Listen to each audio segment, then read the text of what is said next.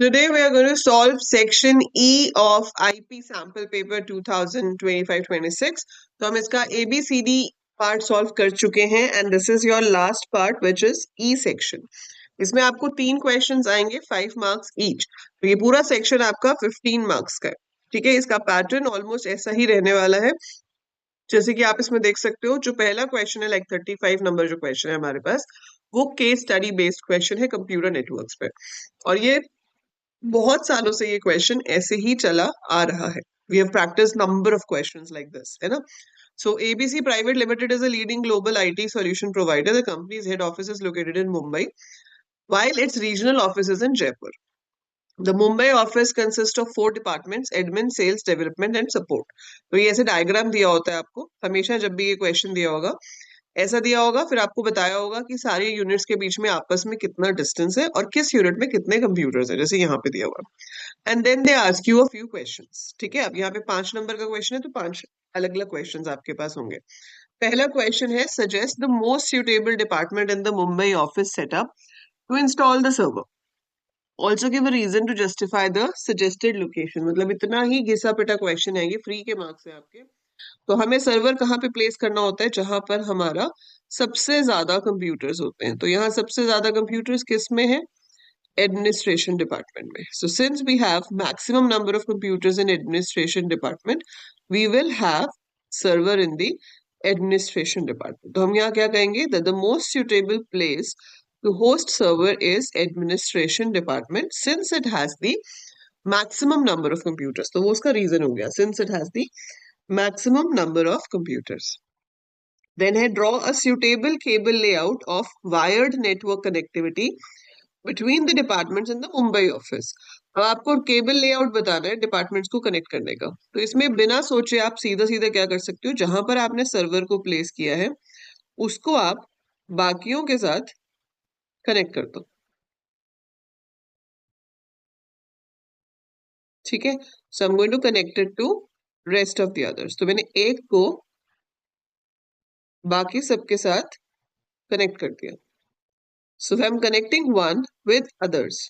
ठीक है, जहां पे सर्वर है उसको बाकी सबके साथ कनेक्ट कर दिया, तो वो आपकी केबल लेआउट हो गया. अगर इसकी टोपोलॉजी पूछेंगे तो ये स्टार टोपोलॉजी होगी, क्योंकि हमने एक मेन ऑफिस को बाकी सबके साथ कनेक्ट किया है. तो जो टोपोलॉजी यूज हो रही है वो स्टार टोपोलॉजी है. Which hardware device will you suggest to connect all the computers with each department? तो हर डिपार्टमेंट के साथ आपको कनेक्ट करना है, तो कौन सा हार्डवेयर डिवाइस जो है वो हमारा यूज होगा. तो उसके लिए आपके पास हब या स्विच, आपको सारे डिपार्टमेंट्स के साथ कनेक्ट करना है. तो वी कैन यूज हब और switch. Suggest the most appropriate type of network to connect Mumbai head office with Jaipur. सीधी सी बात है, बहुत ज्यादा डिस्टेंस है मुंबई और जयपुर में, 1400 किलोमीटर उन्होंने लिखा हुआ है, नहीं भी पढ़ोगे तो भी आपको पता है कि मुंबई और जयपुर में कितना डिस्टेंस है. So it has to be a wide area network. Since there is long distance between the two locations, it's going to be a wide area network. When a signal is transmitted through a wire from administration department to support department, its strength reduces. Which device would you suggest the company use to solve this problem? तो जब भी आपके data की, ये इन्होंने repeater वाला question अलग तरीके से पूछ लिया, आंसर तो इसका भी रिपीटर ही है, बट ये नॉर्मली कैसे पूछा जाता है कि बताओ रिपीटर कहाँ पर प्लेस होगा, है ना. तो आपको खुद डिस्टेंसेस देखने होते हैं और बताना होता है कि उन डिस्टेंसेस के हिसाब से रिपीटर कहाँ पे लगेगा. ठीक है, लेकिन यहाँ पर क्या है, यहाँ पर आपसे पूछ ही लिया कि भाई इसके बीच में जो है सिग्नल लूज हो जाते हैं, तो बताओ कौन सा डिवाइस यूज होगा. तो आंसर है repeater. So answer for this question is going to be repeater. ठीक है, फिर आपके पास अब अगला क्वेश्चन जो है, consider the data frame DF shown below. आपको डेटा फ्रेम दिया हुआ है, 5 नंबर का क्वेश्चन है, 5 क्वेश्चन यहाँ पूछे गए हैं. Print the last 3 rose of the data frame DF. आपको लास्ट की 3 रोज दिखानी है. तो लास्ट की 3 रोज आप कैसे दिखाओगे, उसके मल्टीपल ऑप्शंस हो सकते हैं. जैसे कि पहला आंसर है आपका सिंपल जो है वो है डीएफ डॉट टेल 3. ठीक है, डेटा फ्रेम का नाम क्वेश्चन में दे रखा है कि डीएफ है. टेल आपको स्मॉल में लिखना है, मेक श्योर आप गलती से भी टेल टी कैपिटल ना लिख दें, अगर लिखोगे तो आपको मार्क्स नहीं मिलेंगे. तो df dot tail 3 is your correct answer. ठीक है, इससे भी आपको मार्क्स मिलेंगे. अगर आप ऐसे लिख देते हो डीएफ स्क्वायर ब्रैकेट -3 कोलन, तो ये भी एक तरह से स्लाइसिंग है, इससे भी आ ही जाएगा आंसर, बट इसका जो बेस्ट सॉल्यूशन है वो df डॉट टेल 3 है। सीधा सीधा जब भी बोला जाए टॉप 3 रोज तो आप हेड यूज करोगे, लास्ट 3 रोज बोला है तो आप टेल यूज करोगे। So df dot tail 3 is the correct answer for first one.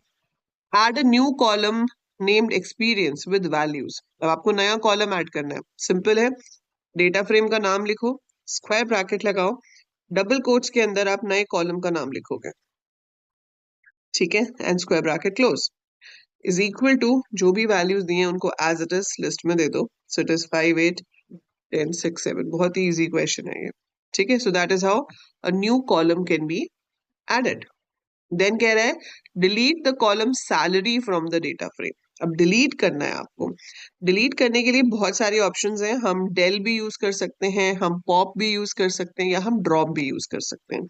अगर आप ड्रॉप यूज करोगे तो आपको लिखना पड़ेगा df dot drop in place is equal to true, true का टी कैपिटल लिखेंगे क्योंकि पाइथन है।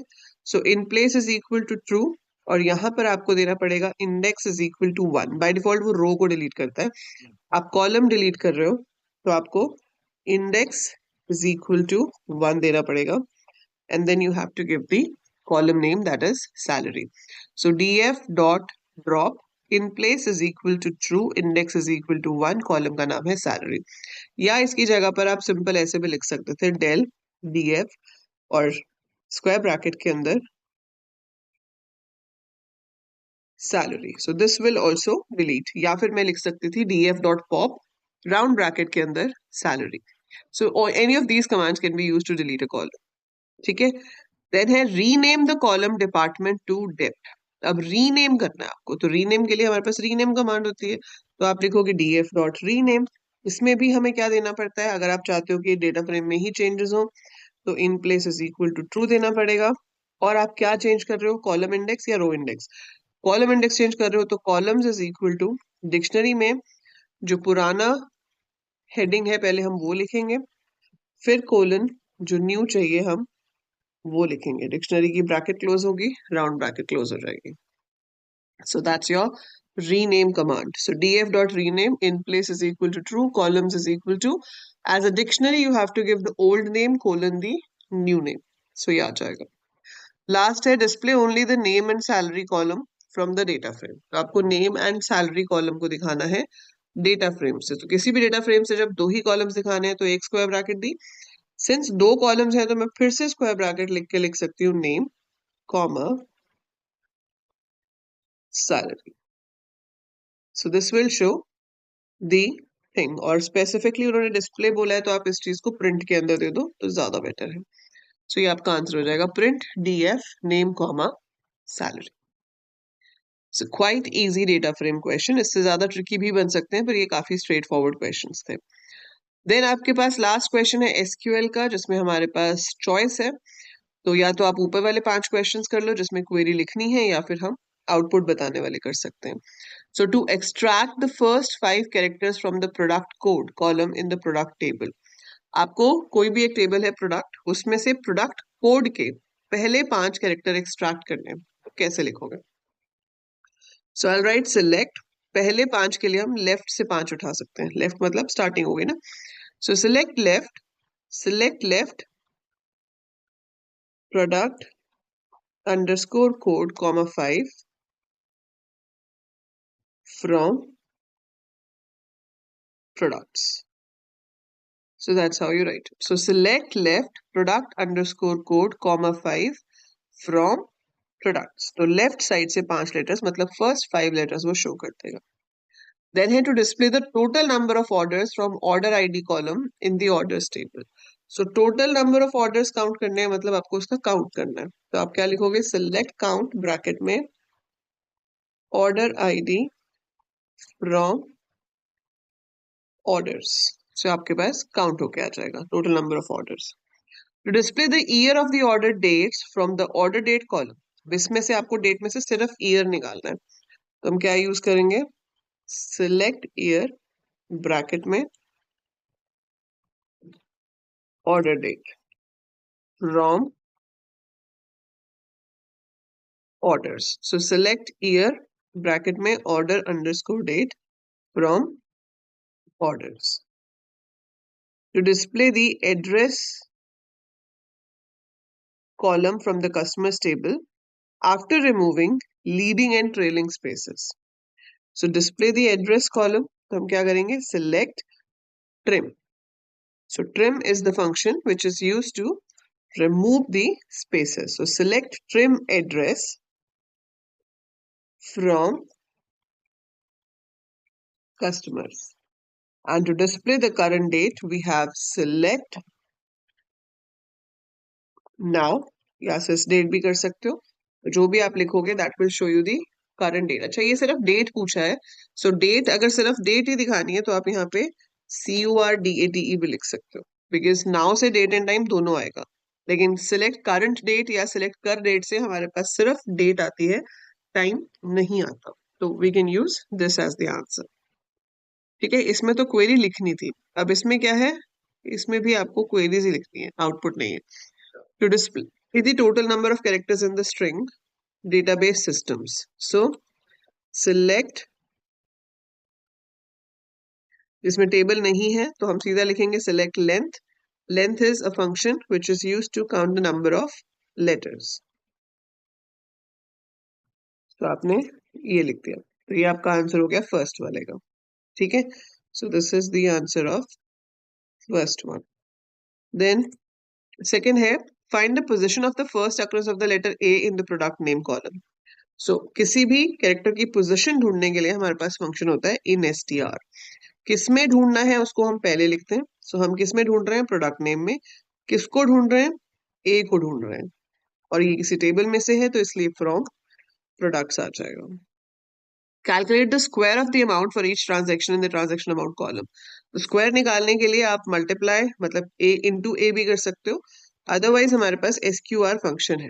तो सिलेक्ट SQR। SQR किसका निकालना है? ट्रांजेक्शन अमाउंट का। कहां से? From transactions table. To display the average salary from the salaries column, so we have a function called AVG जिसकी हेल्प से हम एवरेज निकाल सकते हैं। तो select average salaries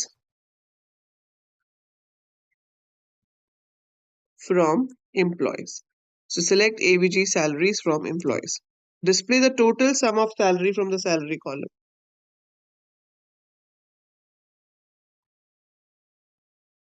So select sum salary from employees. तो इन्होंने ये बहुत ही ज्यादा इजी क्वेश्चंस दिए हैं थर्ड सेक्शन में, बट इतने इजी एक्सपेक्ट करके मत चलना।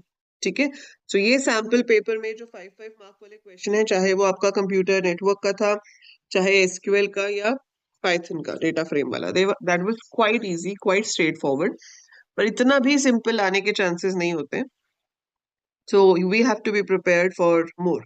तो वो मैं आपकी प्रिपरेशन कराऊंगी, आपको उसमें घबराने की जरूरत नहीं है। So we will practice so much कि आप हर तरह का क्वेश्चन कर पाओ, को कोई प्रॉब्लम नहीं होगी। जब आप पेपर देखोगे तो आपको ये लगेगा कि हाँ ये सब कुछ किया हुआ है, but we need to practice for that, और वो हम कर ही रहे हैं। So we have finished the paper of 2025। Next हम पेपर डिस्कस करेंगे 2024। पहले हम सैम्पल पेपर्स करेंगे पिछले 5 साल के, उसके बाद हम जो एक्चुअल पेपर आए हैं वो करेंगे 5 साल के। ठीक है, एंड उसके अलावा we will be doing many more questions to practice. ठीक है।